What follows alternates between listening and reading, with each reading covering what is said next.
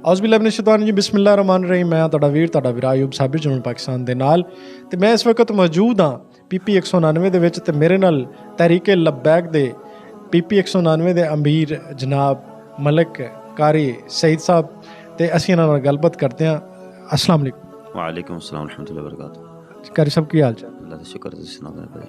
अलहमदुलिल्लाह। अच्छा मैनूं ये दसो भी तुसीं माशाअल्लाह PP 199 तहरीके लब्बैक दे वल्लों अमीर मुंतखब होए हो। तुसीं अपना जिहड़ा नैक्सट जिहड़ा वर्किंग प्लान ओह की कीता? बिस्मिल्लाहिर्रहमानिर्रहीम। लब्बैक लब्बैक लब्बैक या रसूलल्लाह। ताजदार ख़त्म नबुव्वत जिंदाबाद जिंदाबाद। मनसब नबीयन फ़क़तलूहु।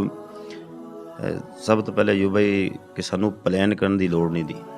सानू साडे साधु संत रिजवी साहब साडे जिहड़े जिम्मेदारान ने उन्होंने माशाअल्लाह इहो जिहा प्लान दिता है। साडी तरीक ने इहो जिहा सानू प्लान दिता है। असीं सिर्फ उस प्लान ते अमल कर लईए ना साडे वास्ते काफ़ी है कि PP दे सब तो पहले तो जिले की बाडी वो ना साडे उत्ते रह जांदी, उन्हां कोल साडा लिंक नहीं काम के लिहाज नाल। वैसे साडा लिंक उन्हां नाल ही है।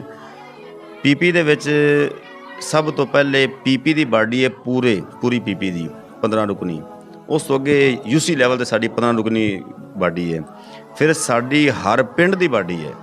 फिर साडी हर वार्ड की बाडी। अगर असीं इनू ही ग्रिप कर लीए ना जी, मेरे ख्याल के मुताबिक साडा बेहतरीन वर्क चल सकता है। अरे इस सारे सिस्टम असीं ग्रिप कर लीए और इन्हें असीं अमल कर लीए तो मेरे ख्याल नवा प्लान सानू करन दी होर लोड़ नहीं पैनी।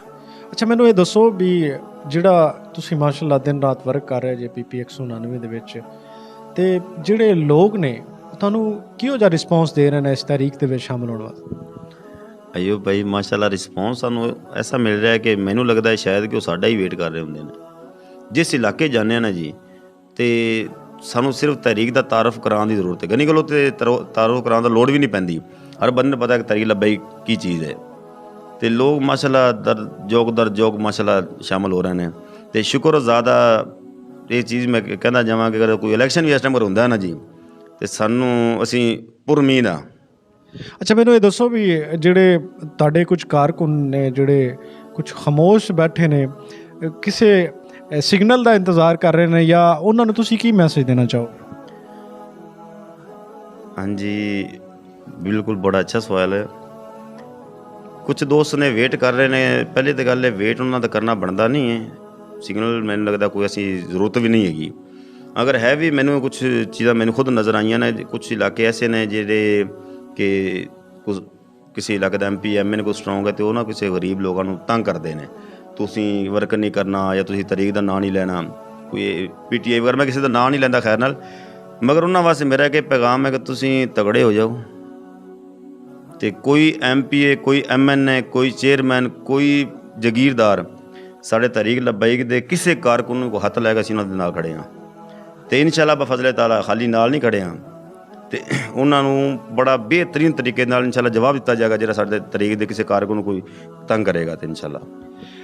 तो मैनूं ये दसो भी इलैक्शन के हवाले नाल किसी भी टाइम डेट अनाउंस हो सकती है। तुसीं इलैक्शन के हवाले नाल अगर वेख्या जाए तो तुहाडी जिहड़ी कंपेन है किस हद तक पहुँच चुकी है? ये मेरे ख्याल में पहले भी दस चुके हैं। कंपेन साडी अल्हम्दुलिल्लाह बहुत बेहतर रही है। शुक्र ज़्यादा। मतलब पहले भी कहा लोग शायद साढ़े इंतजार कर रहे हैं। इस मुश्किल वक्त दे विच हर बंदा कहता है कि तहरीक लब्बैक तो इलावा कोई ऐसी तहरीक नहीं है जिहड़े कि इस पाकिस्तान च इनकलाब लैके आ सकती है या इस पाकिस्तान नूं इस महंगाई तो या इस जिस हिसाब की तरफ असीं जा रहे हैं उस सिर्फ पाकिस्तान तहरीक लब्बैक पाकिस्तान जिहड़ा बचा सकती है।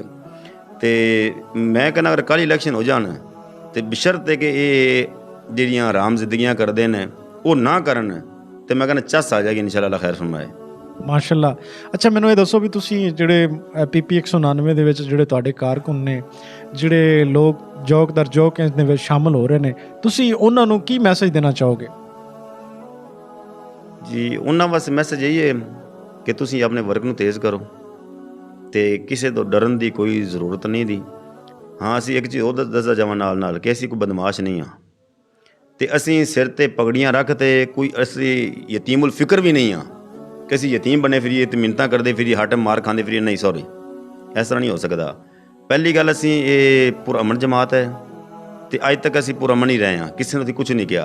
आइंदा तो किसी बंदे ने अगर साढ़े कारकुन दे नाल कोई किसी किस्म का हरकत की ਅਸੀਂ ਮੈਦਾਨ ਅਮਲ 'ਚ ਉਹਨਾਂ ਨਾਲ ਖੜੇ ਹਾਂ।